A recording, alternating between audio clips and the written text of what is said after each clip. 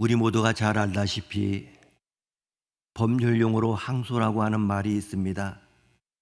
하급 법원에서 재판을 받고 판결이 난 다음에 그 하급 법원의 판사가 내린 결정이나 명령에 대해서 당사자가 복종할 수 없다고 생각할 때 상급 법원에 다시 재판을 제기해서 그 판결을 취소하게 한다든지 변경을 요청하는 하나의 행위입니다.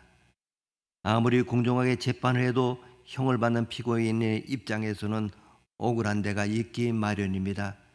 그래서 할 수만 있다면 다시 한번 재판을 받아서 자신이 무죄하다는 것을 인정받거나 아니면 약간이라도 감형을 받았으면 하는 것이 대부분의 피고의 심정이라고 할 수 있습니다. 로마서 1장에서는 하나님을 거부하는 모든 인간이 죄인임을 선언하고 있습니다. 하나님 앞에서 변명할 수 없는 죄인이요 심판을 피할 수 없는 죄인이라고 하는 것입니다. 1장 18절 말씀을 보게 되면 하나님의 진노가 불의로 진리를 막는 모든 사람의 경건하지 않음과 불의에 대해 나타났다고 말합니다. 하나님의 진노는 무엇입니까? 그것은 하나님의 폭이었습니다. 하나님께서는 그들을 더 이상 간섭하지 않고 마음의 정욕대로 내버려 두신 것입니다. 그 결과 서로 몸을 욕되게 한 것입니다.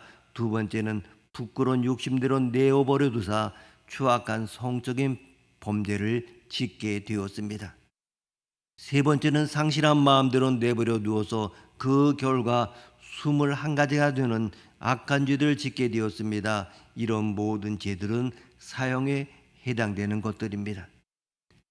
그러면 이처럼 하나님을 거부한 불신자들만이 하나님의 진노와 심판을 받아야 할 죄인입니까? 결코 그렇지가 않습니다. 이러한 죄를 지은 사람을 정죄하고 비판하는 사람도 똑같이 심판받아야 할 죄인임을 바울 사도는 말하고 있습니다. 1절 말씀 우리가 함께 읽겠습니다. 1절입니다. 그러므로 남을 판단하는 사람아 누구를 막론하고 내가 핑계하지 못할 것은 남을 판단하는 것으로 내가 너를 정죄함이니 판단하는 내가 같은 일을 행함이니라. 아멘. 여기서 남을 판단하는 사람도 하나님께서는 비판받아야 할 죄인과 똑같이 취급을 한다고 하는 것입니다. 일반적으로 죄인을 심판하고 비판하는 사람은 훌륭하고 의로운 사람으로 생각합니다. 정말 그렇습니까? 검사나 판사는 죄인으로 법정에 서 있는 사람보다 의인이요 훌륭한 사람입니까? 물론 세상사에서는 그렇게 말할 수 있을 것입니다. 그러나 하나님은 그렇게 말씀하시지 않으십니다. 교수는 학생보다 훌륭하고 목사는 교인보다 훌륭하고 부자는 가난한 자보다 훌륭하고 배운 자는 못 배운 자보다 훌륭하다고 말씀하지 않습니다. 모두가 다 하나님 앞에서는 죄인이라고 선언하십니다. 사실 우리 주변에 보게 되면 선한 사람들이 적지 않습니다. 인간적인 눈으로 볼 때 참 선하다고 할 사람이 많습니다. 이런 자들 향해서 무조건 죄인이라고 말을 하면 심기가 굉장히 불편할 것이 뻔합니다. 정말로 가만히 있기가 힘들 것입니다. 가슴에서 무언가 울컥하고 나오는 것이 있을 것입니다. 이런 자들은 도덕적으로 통찰력이 매우 발달한 사람들입니다. 보통 사람보다 수준이 높습니다. 그리고 어떤 이상주의를 추구하는 경향이 많습니다. 인생은 이렇게 살아야 하고 나름대로 높은 이상을 정해놓고 거기에 맞춰서 살아보려고 하는 독특한 데가 있습니다. 그들의 언동은 선하고 그리고 비교적 양심적인 긍지로 여기는 사람들입니다. 주변으로부터 착하다는 칭찬도 듣고 법이 없어서 살 수 있는 사람이라는 말도 자주 듣습니다. 어떤 때는 도덕군자라고 하는 고상한 별명도 얻을 때가 있습니다. 종종 일반 사람들이 감히 엄두도 못 내는 선한 일에 뛰어들어서 주변 사람들로부터 박수갈채를 받는 일도 많이 있습니다. 이렇게 선하게 보이는 자들 향하여 성경은 죄인이라고 말하는 것, 정말 사람의 인격을 모독하는 것처럼 보일 것이 틀림이 없습니다. 그들은 한결같이 마음속에 그래도 나는 남보다 손해라는 강한 긍지를 숨기고 있습니다. 자기가 선하다고 여기는 사람은 죄의 이야기를 하게 되면 별로 놀라지 않습니다. 자기 이야기가 아니니까 그렇습니다. 자기는 별로 해당이 없는 이야기로 생각합니다. 로마서 1장을 귀가 아프도록 읽어주고 설교해도 눈에 띄는 반응을 별로 찾아볼 수가 없습니다. 이 말씀에 해당되는 사람은 따로 있겠지 않은 막연한 생각을 갖는 것입니다. 하나님의 심판에 대해서, 지옥에 대해서 아무리 목사가 힘을 줘 말을 해도 불안해하는 표가 별로 없습니다. 왜 그렇습니까? 자기 같은 사람은 그런 곳에 가지 않을 것이라고 은근히 믿는 구석이 있기 때문입니다. 그리고 죄의 이야기가 전부 남의 말로 들리니 죄인으로 정죄하는 하나님 말씀 앞에 무릎 꿇지 못하는 것입니다. 그들이 바로 남을 판단하는 사람이요, 그래도 남보다 선하다는 사람인 것입니다. 우리는 이렇게 버티고 있는 사람들을 이 장에서 하나님이 다루고 계신다고 하는 것을 알고 들어가야 됩니다. 왜 하나님은 이렇게 뻔뻔스러운 자들을 포기하지 않고 다시 다루십니까? 사랑하시기 때문입니다. 그들이 구원받아야 하기 때문입니다. 그대로 내버려 두면 창녀나 세리가 받는 하나님의 심판을 똑같이 받는 불행한 사람들이 되어버리니까 또 한 번 기회를 주어서 예수 그리스도의 십자가 앞으로 인도하려고 하시는 것입니다. 우리 중에는 비록 예배 때 나와 앉아있지만은 이 말씀을 꼭 들어야 할 사람이 많다고 생각합니다. 특히 우리 형제들 가운데 많다고 생각합니다. 예배는 점잖게 나와서 드리지만은 마음에 하나님 말씀이 와닿지 않아서 멍하게 앉아있다가 가는 자들이 없지 않아 있을 것입니다. 먼 발치에서 예배를 마치시고 나가시는 여러분의 표정을 보았는데 1시간 내내 죄 이야기만 듣고 나가는데도 무표정한 얼굴로 나가는 형제들이 많은 것 같습니다. 왜 그렇습니까? 점잖아서요? 생각이 깊어서요? 그럴 수도 분명 있을 것입니다. 그러나 한편으로는 아무리 죄의 이야기를 떠들어봐라, 그래도 나는 선한 데가 있어 하는 자부심 때문에 설교를 뒷줄로 들은 것이 아닌가 하는 생각도 할 수가 있습니다. 자신의 이야기가 아니라 남의 이야기로 받아들인 것입니다. 이런 답답한 형제들이 교회마다 참 많습니다. 만일 여러분 중에 그래도 나는 남보다 선해 하는 그러한 은근한 자부심을 가지고 있는 분이 있다면 자신이 바로 로마서 2장에 등장하는 장본이라는 것을 잊지 마시기를 바랍니다. 정말 성령이 여러분의 마음을 열어주시기를 바랍니다. 여러분이 진심으로 구원받기를 원하신다면 그래도 나는 남보다 선해, 그래도 하는 이 고집, 그래도 하는 이 변명, 그래도 하는 이 구실, 이것까지 뿌리가 싹 뽑혀야 합니다. 그때 비로소 십자가에서 죽으신 예수님 앞에 무릎 꿇고 주여 나는 죄인으로소이다라고 눈물을 흘릴 수가 있습니다. 그렇지 않고 그래도 나는 30년, 40년 정말 예수 한번 믿어보십시오. 그 결과가 어떨 것 같습니까? 그래도 남보다 선하다는 은근한 자부심을 가지고 있는 사람에게는 6가지 특징이 있습니다. 모두가 좋지 못한 특징들입니다만은 자신의 행여 선하다고 생각하는 사람이 아닌가를 확인하기 위해서는 반드시 검토해 보아야 됩니다. 이 6가지 가운데 하나라도 자신에게 저촉이 된다면 그래도라고는 고집 있는 사람이라는 것을 깨닫고 회개를 해야 할 것입니다. 이 세상에서는 자신이 비교적 착하고 선하다고 속으로 생각하는 사람이 꽤 있습니다. 이런 사람일수록 하나님을 믿는데 아주 인색합니다. 그런 사람일수록 자기는 다른 사람과 다르다고 외치고 주장합니다.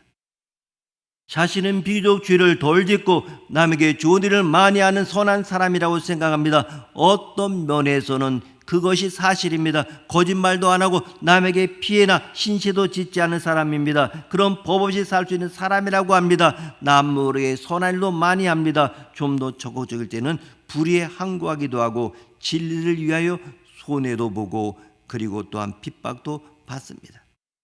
그런데 이런 사람일수록 죄인 취급을 받으면 분해서 못 견뎌 합니다. 자기 기준에 맞지 않으면 남을 쉽게 비판합니다. 항상 남을 훈계하고 언제나 충고하려 듭니다. 누가 어떤 죄인에 대해서 이야기하면 그는 언제나 떳떳하고 자기와는 상관이 없다는 듯한 태도를 취합니다. 그러나 1절에서 보면 이런 사람에게 하는 두 가지 잘못된 태도를 발견하게 됩니다. 첫째는 남을 판단하는 사람이라는 말 속에서 이 사람은 남의 허물과 약점에 대해서 민감함을 알 수가 있습니다. 그 이유는 자신이 선하고 착하다고 생각하기 때문입니다. 어떤 사람은 계속해서 다른 사람의 약점을 파고들고 비판하고 정죄하는데 이런 사람일수록 우월감이 많고 다른 사람을 이해하거나 용서하지 않습니다. 그리고 비교적 교만하기 쉬운 사람들입니다. 그리고 두 번째로 누구든지 내가 핑계치 못할 것은 남을 판단하는 내가 너를 정죄하면 판단하는 내가 같은 일을 행함이라는 말 속에 이 사람은 자신의 허물이라 약점에 대해서는 상대적으로 둔감하고 관대함을 알 수가 있습니다. 이 사람은 자신의 약점이나 실수가 없다는 것이 아니라 노출하지 않으려고 필사의 노력을 하고 있다고 하는 것입니다. 그래서 이런 사람이 하는 것은 자연스러운 것이 없습니다. 모든 것이 인위적이고 형식적입니다. 그래야만 모든 것이 감추기 쉽기 때문입니다. 문제는 이 죄의 형태가 외형적인가 내면적인가입니다. 대부분의 사람은 겉으로 드러난 문제를 가지고 이야기하고 판단합니다. 그러나 하나님의 관심은 내면적이고 본질적인 그러한 문제에 있습니다. 내가 겉으로 죄를 짓고 있지 않지만 사실 내면적으로 똑같은 죄를 너 자신도 짓고 있지 않느냐 하는 것입니다. 그리고 세 번째는 자신의 형통이나 행복이 자기가 손에서 얻어진 복으로 착각을 하는 것입니다. 4절 말씀 함께 읽습니다. 4절입니다. 혹 내가 하나님의 인자하심이 너를 인도하여 회개하게 하심을 알지 못하여 그의 인자하심과 용납하심과 같이 길이 참으심이 풍성함을 멸시하느냐. 아멘. 무슨 뜻인지 쉽게 이해가 됩니까? 이 사람은 하나님의 인자하심을 듬뿍 받아왔습니다. 하나님의 용서함을 받고 살아왔습니다. 또 용납하심을 받았습니다. 그리고 잘못이 있어도 하나님이 오래 참아주셨습니다. 길이 참는다는 말은 죄를 짓는 즉시 보복하지 않는다는 뜻을 가지고 있습니다. 착각하거나 오해하지 말라고 엄숙히 경고합니다. 우리를 인도하여 회개하게 하시고자 주시는 하나님의 인자와 용서하심과 오래 참으심을 멸시하거나 오해하지 말라고 하는 것입니다. 그러면 무엇입니까? 5절 말씀 함께 읽습니다. 5절입니다. 다만 내 고집과 회개하지 아니한 마음을 따라 진노의 날 곧 하나님의 의로우신 심판이 나타나는 그날에 이 말 진노를 내게 쌓는도다. 아멘. 결국 우리의 고집과 회개하지 않은 그 마음이 하나님의 진노를 쌓고 있다고 하는 것입니다. 멸망할 때까지 가는 것이 바로 고집입니다. 하나님은 각 사람이 행한 그대로 보응하십니다. 한다면 하는 사람이야 고집이 세 같은 말은 좋은 말이 아닙니다. 여러분 체면이 그렇게 중요합니까? 영생하고 체면하고 바꾼다면 바꾸시겠습니까? 하나님의 축복과 영생하고 바꾸시겠습니까? 여러분 그렇게 하지 마십시오. 고집은 교만 때문입니다. 우리의 교만과 고집과 회개하지 않은 마음이 하나님의 진노를 자꾸 쌓는다고 하는 것입니다. 얼마나 무서운 일입니까? 하나님은 각 사람의 고집과 회개하지 않는 대로 보응하십니다. 그리고 네 번째로 자기의 선이 하나님 앞에 얼마나 무가치한가를 모른다고 하는 것입니다. 그래도 나는 남보다 선해라고 믿고 있는 사람은 자기의 선이 하나님 앞에 얼마나 무가치하고 형편없는 것인지 모르고 있습니다. 그러면 선이 무엇입니까? 진짜 선이 무엇입니까? 7절 말씀 함께 읽습니다. 7절입니다. 참고 선을 행하여 영광과 존귀와 썩지 아니함을 구하는 자에게는 영생으로 하시고. 아멘. 이 본문을 잘 이해하십시오. 참고 선을 행하는 말은 권위 있는 번역에서는 인내하면서 하나님의 뜻을 행하면 하고 번역하고 있습니다. 그러니까 선이 무엇입니까? 하나님의 뜻을 행하는 것입니다. 즉 하나님의 말씀을 순종하는 것을 의미합니다.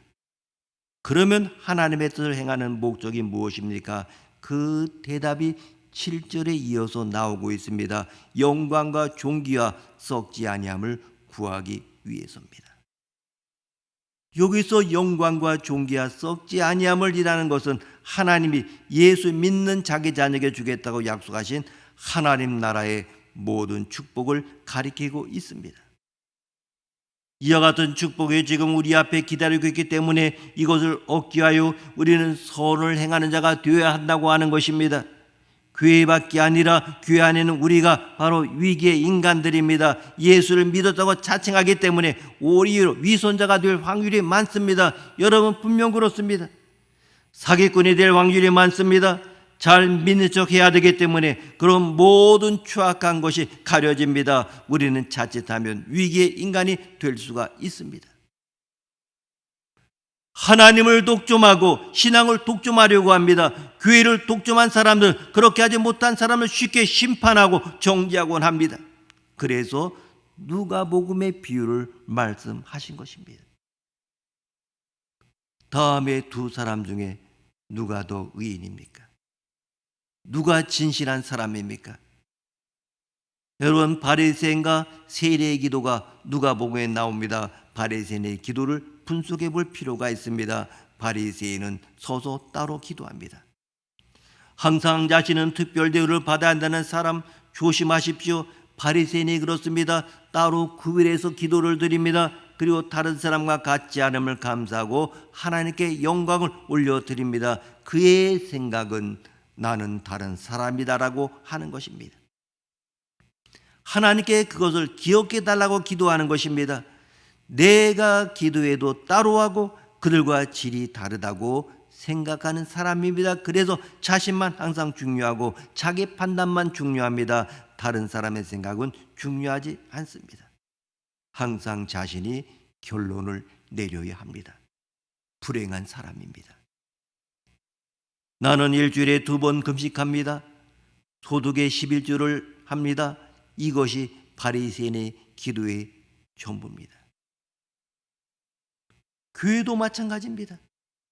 우리는 선교하는 교회입니다. 우리는 구제하는 교회입니다라고 소리 높이면 안 됩니다. 그저 선교하고 구제하면 됩니다. 그렇지 않으면 위기의 교회가 됩니다. 우리의 관심은 하나님입니다. 우리가 무엇을 하는가 하는 것은 관심이 없습니다. 하나님이 어떤 일을 하셨는가에 관심이 있는 것입니다. 찬양은 하나님이 나를 위하여 어떤 일을 하셨는가에 대해 감사의 말을 올려드리는 것입니다. 여러분, 반대로 세리를 보십시오. 그는 감히 눈을 들지도 못했다고 했습니다. 하늘을 올려다보지도 못하고 가슴을 치면서 발견될까 봐 부끄러워하고 정말 하나님이여 하나님이여 나를 불쌍히 여기시옵소서라고 했습니다. 그것이 그의 기도의 전부입니다. 여러분, 저는 누구고 여러분은 누굽니까? 여러분은 하나님의 용서가 필요치 않습니까? 여러분은 그렇게 떳떳한 사람입니까? 남을 비판하고 정죄하게 합당하고 떳떳한 분입니까? 아닙니다. 그러한 분들 역시 심판을 받게 될 것입니다. 왜냐하면 내면적으로 똑같은 죄가 있기 때문입니다. 하나님은 어떤 사람을 기뻐하십니까? 주여, 저는 죄인입니다. 저는 얼굴을 똑바로 들 수가 없습니다. 내가 누구를 비판하고 누구를 정죄하고 비판할 만한 사람이 아닙니다. 하나님, 나를 불쌍히 여겨 주옵소서. 내 죄를 용서하여 주옵소서. 이렇게 자신의 내면 세계를 들여다보고 하나님 앞에서 파산된 자신의 마음을 돌이켜보고 의를 사모하고 십자가 앞에 나가는 사람, 그 사람이 바로 하나님의 사람입니다. 5번째는 자기의 양심을 속이는 사람입니다. 14절 말씀 함께 읽습니다. 14절입니다. 율법 없는 이방인이 본성으로 율법의 일을 행할 때에는 이 사람은 율법이 없어도 자기가 자기에게 율법이 되나니. 아멘. 이방인은 유대인이 가진 율법을 받지 않았기 때문에 그것이 무엇인지 잘 모릅니다. 그럼에도 불구하고 그가 살인하면 법을 어겼다는 죄책감이 일어납니다. 이런 경우 가책을 받은 자가 자신이 율법에 구실을 하게 됩니다. 왜? 그 사람 안에 양심이 있기 때문입니다. 동물들은 서로 잡아먹어도 그것이 죄라고 하지 않습니다. 동물은 무엇을 잡아먹고 고민하지 않습니다. 동물의 세계는 본능의 세계이기 때문입니다. 이들에게는 영혼이 없습니다. 약육강식의 세계입니다. 힘이 센 쪽에 이기는 비정한 세계입니다. 그런데 인간이 이 동물의 법칙을 사람의 세계로 가져왔습니다. 그래서 권력을 가진 자는 선입니다. 돈 많은 사람이 선합니다. 가난은 악이라고 생각합니다. 그 악하다는 것을 그들은 착취하고 부려먹어도 괜찮다고 하는 것입니다. 얼마나 무서운 죄악입니까? 인간은 하나님의 형상대로 하나님의 영으로 지음받은 존재입니다. 동물과 달리 율법이 없는 시대에도 양심이 그 작용을 해 주었던 것입니다. 하나님이 양심을 주셨습니다. 자기가 자기의 율법이 되었다고 했습니다. 율법은 이방인은 본능대로 살지만 자기가 자기의 율법이 되고 증거가 되어서 잘못을 저지르면 죄책감에 빠졌던 것입니다. 이것이 바로 인간입니다. 1장에 보면 하나님의 모든 만물이 하나님의 신성을 주었다고 했습니다. 그리고 하나님이 인간을 만드실 때 하나님을 알만한 것을 그 속에 넣으셨다고 했습니다. 인간은 하나님을 찾게 되어 있습니다. 하나님이 그것을 넣으셨습니다. 인간은 그 마음에 새긴 율법의 행위대로 나타나기 때문에 핑계할 수가 없습니다. 율법에 있는 인간은 죄를 지으면 율법 때문에 망합니다. 율법이 말했기 때문입니다. 13절에서 그것에 대하여 말하고 있습니다. 13절 말씀 함께 읽습니다. 하나님 앞에서는 율법을 듣는 자가 의인이 아니요 오직 율법을 행하는 자라야 의롭다 하심을 얻으리니. 아멘. 여기서 두 부류의 사람에 대해서 이야기하고 있습니다. 율법이 있는 자와 율법을 행하는 자입니다. 하나님을 믿는다고 안심할 것이 아니고 말씀 듣고 행해야 됩니다. 말씀을 듣는 자는 모래에 집을 지은 사람이요 행하는 자는 반석에 집을 지는 사람입니다. 예수를 믿어야 됩니다. 십자가를 믿고 부활과 영생을 믿고 예수 믿는 자에게 복을 주신다는 이 놀라운 말씀을 듣고 믿고 그대로 사는 자에게 축복이 있습니다. 이러한 양심과 율법이란 두 기준에서 볼 때 인간이란 피해갈 수 없는 죄인입니다. 인간의 권리 같은 선과 의가 어찌 인간에게 주신 양심과 하나님의 율법에 바로 설 수가 있겠습니까? 여섯 번째는 하나님의 심판이 얼마나 준엄한가를 모르는 것입니다. 하나님의 심판이 무엇입니까? 5절 끝부분을 봅니다. 곧 하나님의 의로우신 심판이 나타나는 그날에 이 말 진노를 내게 쌓는도다. 6절을 계속 보면 하나님께서 각 사람에게 그 행한 대로 보응하시되. 아멘. 하나님의 심판이 얼마나 무서운지 아십니까? 그건 아주 소름 끼치는 일입니다. 왜 그런지 아십니까? 우선 먼저 우리의 행한 대로 보응하시기 때문입니다. 그리고 외모로 사람을 취하지 아니하시기 때문입니다. 또 있습니다. 유대인이나 헬라인을 구별하지 아니하는 심판, 즉 편애하지 아니하는 공정한 심판이기 때문입니다. 끝으로 그 심판은 아무리 작은 악이라 할지라도 다 드러나기 때문입니다. 다음이 결론입니다. 16절 말씀 함께 읽겠습니다. 16절입니다. 곧 나의 복음의 이름 바와 같이 하나님의 예수 그리스도로 말미암아 사람들의 은밀한 것을 심판하시는 그날이라. 아멘. 그러므로 누구든지 나는 남보다 손해하는 교만을 가질 때에는 하나님의 심판에 대해 매우 무식하다는 것을 드러내는 것으로 보아야 합니다. 지금까지 스스로 선언하는 사람의 6가지 특징을 보았습니다. 비평하기를 좋아한다, 자기 죄에 대해 둔감하다, 자기의 형통이 자기 선의 대가인 줄 착각하고 있다, 자기 선이 하나님 앞에서는 아무런 가치가 없다는 것을 모르고 있다, 자기 양심을 은근히 속이고 산다, 하나님의 심판이 얼마나 무섭고 준엄한가를 모른다고 하는 것입니다. 그래도 나는 남보다 손해라고 하는 교만은 구원받는 데 아주 큰 장애 요인이라는 사실을 잊지 말아야 됩니다. 그 교만 가지고는 아무도 십자가 앞으로 가까이 오지 못합니다. 예수님이 나를 위해 죽으셨다고 하는 복음을 아무리 들어도 마음의 벽을 치고 공허하게 흩어지는 메아리에 지나지 않습니다. 신앙생활을 수십 년 해도 그 마음은 변하지 않을 것입니다. 여러분의 손은 무엇입니까? 이 시간 포기하시기를 바랍니다. 그리고 앞으로 가도 뒤로 가도 길이 없고 우로 보아도 좌로 보아도 절망뿐인 죄인임을 하나님께 고백할 수 있기를 바랍니다. 이와 같은 진실한 고백이 여러분의 중입에서 나올 때 비로소 피 묻은 예수님의 손이 여러분을 끌어올리십니다.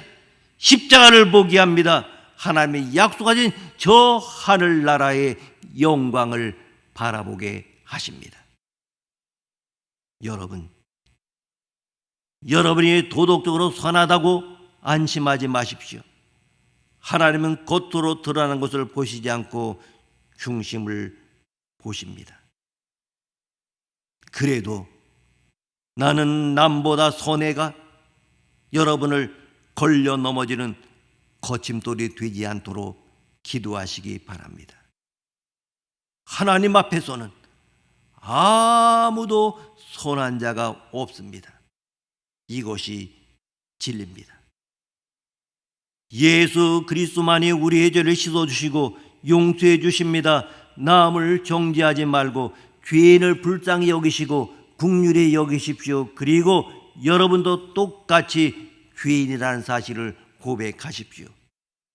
우리는 정죄할 만한 자격이 있는 것이 아니라 사랑할 자격만 있습니다. 그 형제를 위해 기도하고 사랑하고 관용을 베풀고 용서할 자격밖에 없습니다.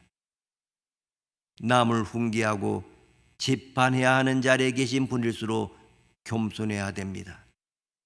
그 권위를 잘못 사용하면 안 됩니다. 하나님의 축복이 여러분과 함께 하시기를 바랍니다. 기도하시겠습니다. 하나님 아버지, 그래도 나는 남보다 선하다는 내면 세계에 더러운 것이 있는 것을 고백합니다. 주님, 저희를 불쌍히 여겨 주옵소서.